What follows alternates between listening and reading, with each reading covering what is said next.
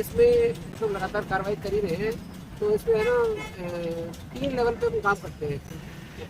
Enforcement में क्या होता है कि जो अपराधी हैं, जो नशा तस्करी करते हैं, बेचते हैं, चाहे उसमें अलग अलग तरीके, कुछ लोग तो होते हैं जो आदतन अपराधी हैं, उनको पकड़ने का कार्रवाई। कुछ लोग होते हैं जो नई नई शुरुआत करते हैं, तो उनको भी पूरे लगाम करते हैं एनफोर्समेंट। दूसरा हो गया अवेयरनेस, कि भाई लोगों को जागरूक करें, जागरूक हो सकते हैं, कुछ लोग जागरूक नहीं भी हो सकते, तो जागरूक हो सकते हैं, उनको जागरूक करने की लोग तो जागरूक नहीं हुए सर, अपराधी जागरूक हो गए। नहीं जी, देखिए ये क्या होता है किसी भी सोसाइटी में, मतलब ये कांस्टेंट कंपटीशन होता है between the good and the bad.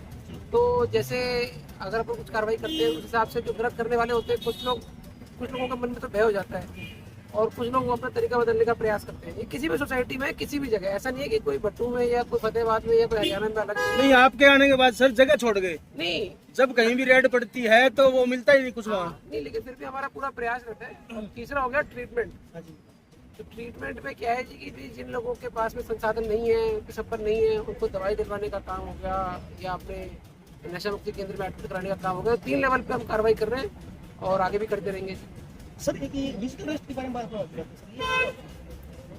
Digital arrest तो वैसे जी लॉ में तो ऐसा कोई प्रावधान होता नहीं है, लेकिन कुछ लोग क्या होता है कि भाई फ़ोन करके बता देते हैं कि जी आपका अकाउंट गलत एक्टिविटी में इस्तेमाल हो रखा है, या आधार कार्ड इस्तेमाल हो रखा है, और आपके पैसे जो है वो फ्रॉड के आ रखे हैं, मनी लॉन्ड्रिंग के आ रखे हैं, तो आप अपने पैसे फलाना अकाउंट में ट्रांसफ़र कर दीजिए, और आप अपना कैमरा ऑन करके रखें 20 घंटे तक, 15 घंटे तक, 10 मिनट तक, जो भी है। तो ये मतलब बोगस प्रोपेगेंडा होता है बेसिकली, सच कुछ नहीं होता है इसमें।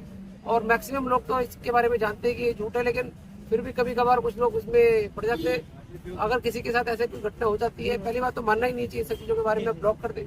और 1930 जो नंबर है 1930 गवर्नमेंट ऑफ इंडिया का, भारत सरकार का साइबर क्राइम हेल्पलाइन है 1930, उस पर कॉल करके तुरंत बताएं। सर ये साइबर क्राइम की हम बार बार अभियान चलाते हैं, लोग अवेयरनेस काफी अवेयरनेस इसके लोगों को जागरूक होते हैं, फिर भी सर कई बार लोग इसमें फंस जाते हैं। देखिए सोसाइटी है जी, आप सोसाइटी में आप सोचिए कि भाई 100% लोग बिल्कुल 100% अवेयर हो जाए, ऐसा नहीं होता। लेकिन प्रयास ये रहता है कि भाई बेहतर से बेहतर हम अवेयरनेस का प्रोग्राम कर सकें, ज़्यादा से ज़्यादा लोगों को जागरूक कर सकें। लेकिन फिर भी कुछ थोड़े बहुत लोग हो जाते हैं, लेकिन ओवरऑल देखना चाहिए कि भाई बेहतरी की तरफ हमारी मुहिम है। आज से 1 साल पहले या 6 महीने पहले जितना अपराध था, या चाहे NDPS हो गया, चाहे आपका साइबर क्राइम हो गया, वो काफ़ी कमी है। आपके कार्यकाल के अंदर अपराध पर पहली बात तो इसमें बताऊं कि मान के चलने वाली इसमें कोई बात नहीं है कि जी अपन ऐसे, ये तो पूरा डेटा होता है कि भाई पिछले साल जैसे तुलना कर लीजिए कि 2024 से 2025 के मुकाबले फतेहाबाद जिले में लगभग 60% कमी आई है चोरी के मामलों में। वो तो डेटा ऑन रिकॉर्ड है, तो अपन ऐसे नहीं, कोई इसमें ये नहीं है कि भाई अनुमान लगा ले कि भाई, वो तो बिल्कुल डेटा होता है कितनी घटनाएं हुई है, कितनी नहीं हुई है, चाहे साइबर क्राइम हो, चाहे कबूतरबाजी हो, चाहे NDPS हो, चाहे थेफ्ट हो। और खाली क्राइम से ये रिलेटेड नहीं है, मतलब एक आम जन में मतलब सुरक्षा का माहौल होना चाहिए, मतलब आम अपराधियों के मन में भय होना चाहिए और आम जन के मन में विश्वास होना चाहिए। और मैं मानता हूँ कि भाई उसी पद पे फतेहाबाद पुलिस कार्रवाई करी और आगे भी करती रही। सर आप कब आए हो? परमानेंट नाका भी है यहाँ पे, और लगातार बॉर्डर के एरिया में हम पेट्रोलिंग भी करते रहते हैं।